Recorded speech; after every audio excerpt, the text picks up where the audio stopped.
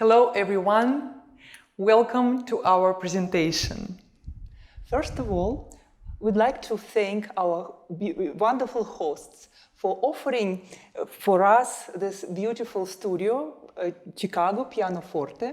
We'd like to thank the director, Thomas Zoels, and our sound engineer, Jeremy Whetstone, for giving this opportunity for us to present our first of a kind project, Colors and Music.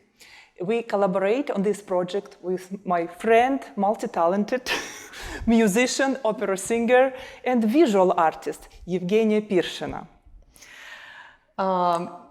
We met in Chicago with Irina in 2017 and started to work as musicians. Irina is a wonderful pianist, and we created together a lot of programs. So we are both Russian Americans, and we studied in Moscow and St. Petersburg. And naturally, our specialty is Russian music, which we have a common understanding with Irina and a special affinity with. It's in our blood, it's our roots, and we grew up singing and listening to folk Russian music, Russian melodies, as well as sacred music. And speaking of Alexander Skryabin, his music became part of my life very early. Actually, even before I started to study at the conservatory. I remember I was 19 when I first started to learn this sonata, fifth sonata, which was very ambitious of me, but I was completely struck by the beauty of the harmonies, by the beauty of these combinations of melodies and the ideas. Incredible piece of music. I think thanks to this sonata, I entered St. Petersburg Conservatory because it was incredibly difficult competition. And it was quite natural for me to start to see or imagine certain lights, images of stars or some subtle colors when I played music of Skryabin. I have to say every composer, they have different palettes, the same as painters. So for Skryabin, I imagine certain combination of colors. And for this sonata, actually, this is later creation, written in 1907. He goes quite away from earthy colors, and you will see why I'm mentioning it right now. So it helped us to find appropriate animations with Evgenia. I can say that I met Skryabin's music also while I was studying, and later I had wonderful opportunity to participate in a huge, big, beautiful event. It was a performance of Skryabin's Poeme of Ecstasy in the great Tchaikovsky Hall in Moscow, and I participated as a dancer, surprisingly. It was a huge event, and this event represented the idea of multimedia. There were colors, lights, different groups of dancers, and it was accompanied by symphony orchestra. That was actually Skryabin's dream to create a composition that would involve the human senses. Colors, sounds, smells, movement, even moving of architecture. Unfortunately, he died before he could realize this idea in the composition he called Mysteria. Yeah, creating colors to music occupied the minds of artists for very, very long time. Even since the 6th century BC, Pythagoras tried to assign specific colors to specific pitches. And since the creation of Prometheus, the poem of fire, which Skryabin composed in 1910, so artists, visual artists, musicians in Russia, in Europe, all over the world, they started to think more about it and collaborate on this idea. So I'd like to mention that there is a phenomenon called synesthesia. This is a special condition when senses get stimulated indirectly. For example, you're not supposed to see music, you hear it. But for certain people, it's like absolutely inseparable. Once they hear the music, they imagine colors. So this is a special type, which we tried to study a little bit before this presentation, called colored sound type of synesthesia. I can try to demonstrate you, for example, how you can perceive music in colors when you hear, for example, very low pitches, and then they go high all of a sudden. And what you would imagine, please try, and I will play the beginning of Fifth Sonata, which is the theme of our presentation, the very, very beginning.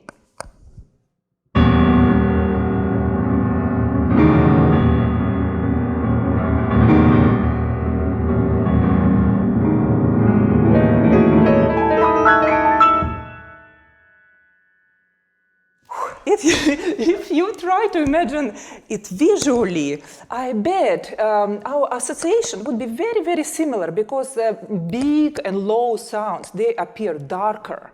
They appear darker no matter what you try to do, but they are dark and very thickly spread at the bottom.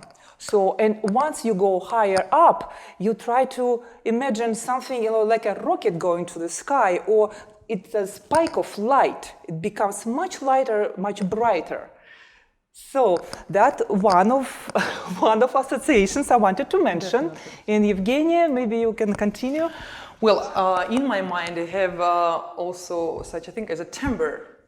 For example, orchestra instrument may appear in different colors, even if the pitches are the same. For example, trumpet, red, harp, let's say blue. And even when you speak about human voice, what do you say? You say, what a beautiful color has your voice, right? Exactly. So maybe also we can say something about melodic lines, right? Because melodic lines might affect the shapes. Maybe you can play. Yes, I'm gladly. I will demonstrate for you. I'll play the beginning, of course, of the beautiful prelude by Skryabin, Opus 11 in A.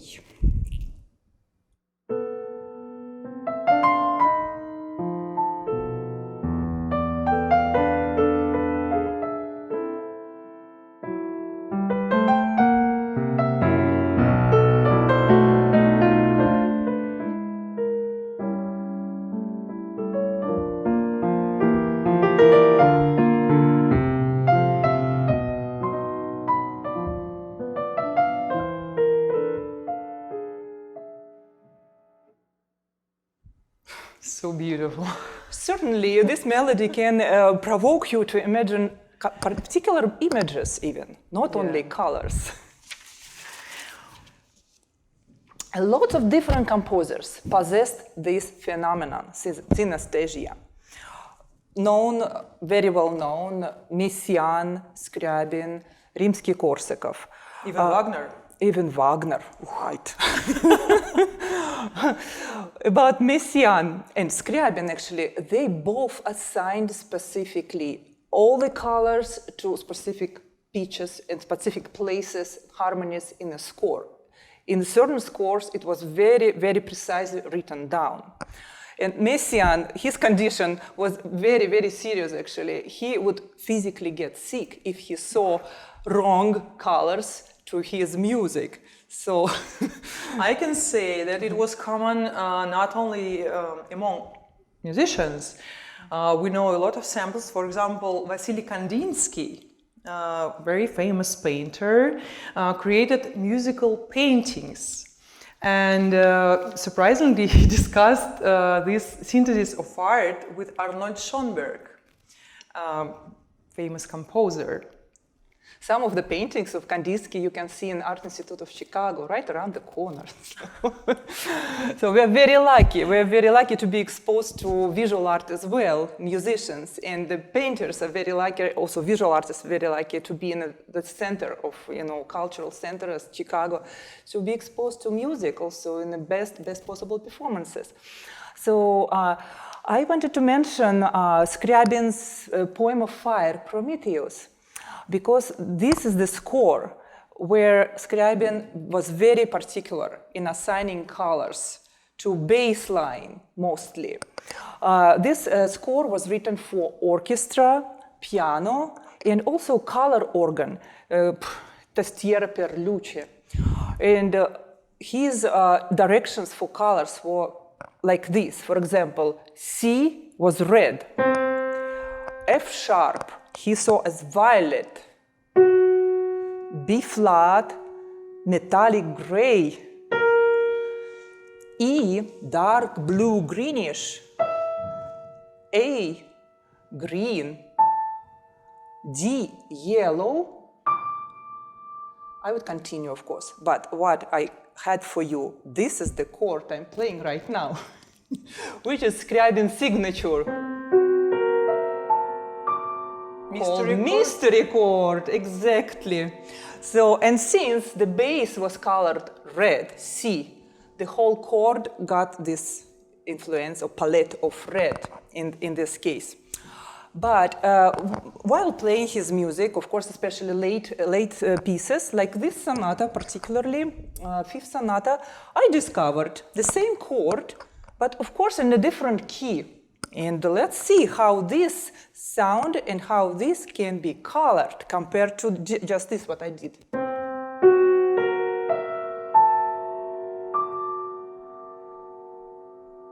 Now,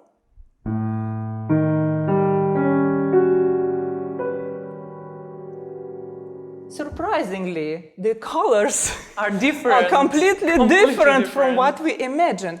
Next chord, in the same sonata, like in a couple of measures from what I just played, half step up. Okay, I'll play the previous chord, what I just did, and the next one.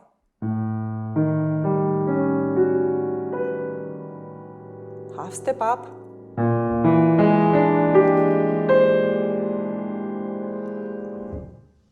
The difference is huge when you try to visualize it, right? As a visual artist. But for musicians, just half step up.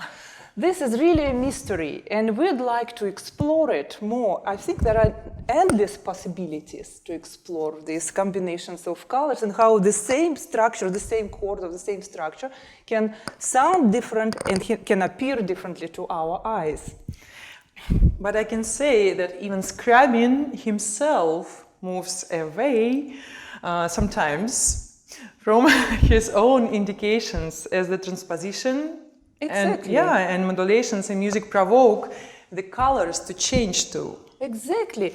One of my points was also to demonstrate how the same two chords I just did for you in this sonata, when I play them separately, they might be one color. When they have another function, like dominant function or subdominant function, it can change.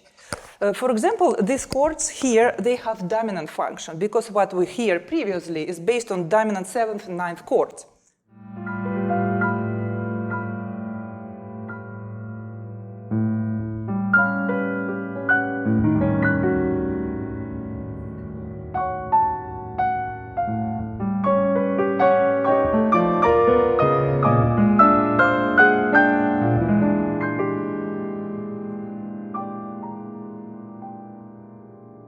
But you can see here not only colors, right?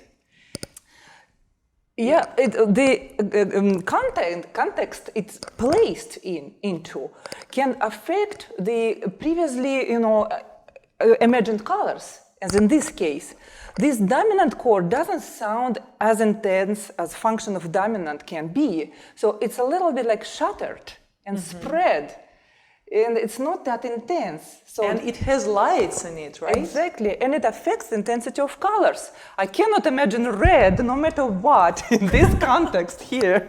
Yeah, even he even instructs to use the images of fire, lights, shades, right? Something complicated.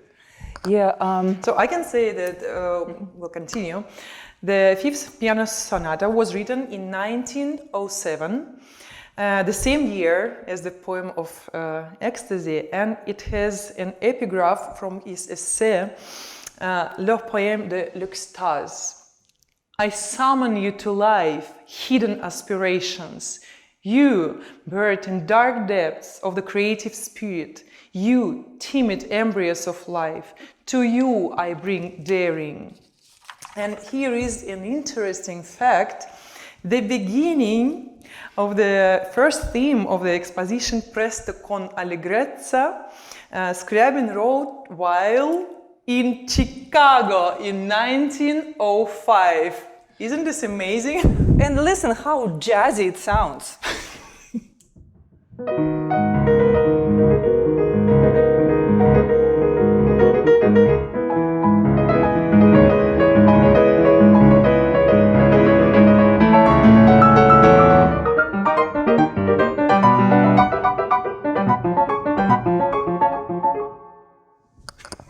Amazing. It's amazing. We are glad that our city, Chicago, influenced him in such a beautiful and positive way. So during the process of creating this video, we experienced surprisingly common associations with Irina, and it helped us in choosing the most suitable animations and combinations of colors. And we agreed at the same time on minimizing the use of basic colors, as we talked before, as the complexity of harmony requires more elaborate color combinations, subtle mix of color shades or lights. Yes, at this moment I'd love to demonstrate the theme I love the most from this sonata, the slow theme.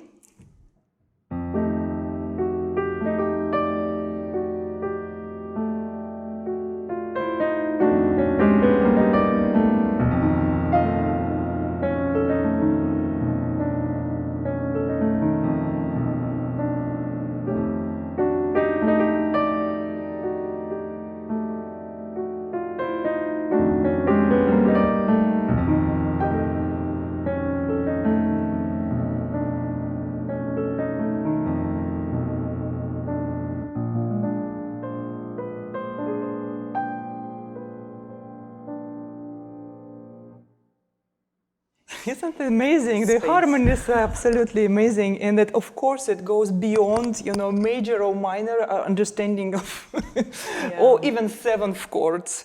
Though it's built on seventh chords here, but he gives us so much space to explore and to see his music. Yeah, to use your imagination. Absolutely. So, and the idea of this particular sonata reflects Skryabin's philosophy to create a new phase of the universe through cosmic erotic experience. So here is our choice of animations and color palette. And why we choose animations, not just paintings? Because, to my vision, music is never static. It exists in time, and it moves all the time, and we had to also adjust the rhythm of visual rhythm to rhythms in music. So and the same with colors. Same with colors. Absolutely, yeah. They change as a reaction to harmony changes, and so we decided not to overdo with visual changes. It's important, and because video art has its own laws, and only important accents and modulations got visual effects. Sometimes we omitted obvious harmony shifts, giving the space for the contemplation. Yeah, that's why I really appreciate Evgenia joining me with this project. I believe it cannot be done by one person. I believe there should be a collaboration. between artists, and it was amazing how we just clicked. Miracle. Clicked, and that's what I appreciate the most, when we give each other freedom, right? So when we ask everybody's opinion first, and then if it's similar, or if it works out, we try it. If it doesn't work out, okay, we discuss it again. But I can say every time it was the same. Yeah, the end result, was very, very, very close in our perception. So it was very, very amazing experience. Well, I guess it's time now. Okay. Thank you very much for joining us, and welcome to the world of Skryabin's music, Full of beautiful sounds and colors.